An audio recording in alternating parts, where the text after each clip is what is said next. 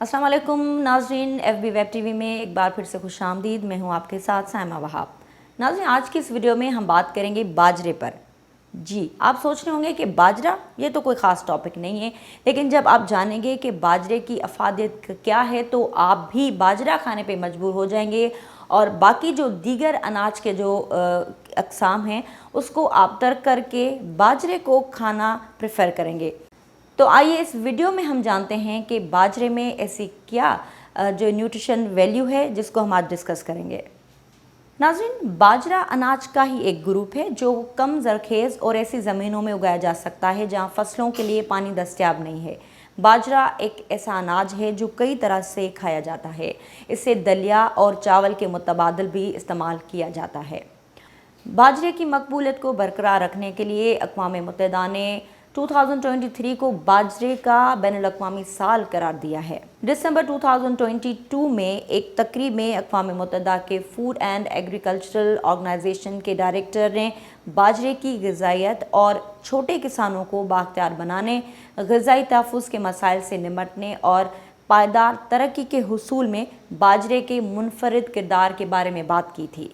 बाजरे को देहातों और गरीबों की खुराक के तौर पर देखा जाने लगा, जिससे देही पकवान जैसे रागी, मडी और जवार रोटी को सस्ते और पेट को भरने वाले खाने के तौर पर खाते थे। ताहम देहातों के लिए बाजरे का रुतबा रिज़्क़ से कहीं ज़्यादा है। मिसाल के तौर पर उनका मानना है कि बाजरा एक पतला दलिया खाने से सर्दी का मुकाबला करने में भी मदद मिलती है।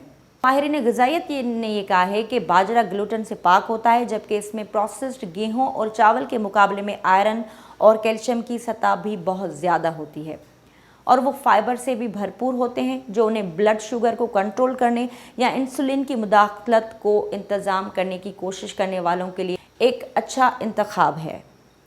मिसाल के तौर पर 100 ग्राम रागी अनाज में 344 ग्राम कैल्शियम होता है, जबकि चावल में सिर्फ 33 ग्राम और गंदम में 30 ग्राम कैल्शियम होता है। और इसी तरह बाजरे को सही मानों में वसीउल बुनियाद बनाने के लिए उन्हें रिवायती तरकीबों और खाने पकाने के तरीक़ों को बरकरार रखने के बजाय ऐसी शक्ल में पेश करने की ज़रूरत है जो आज की नस्ल के लिए ज़्यादा काबिल कबूल हो।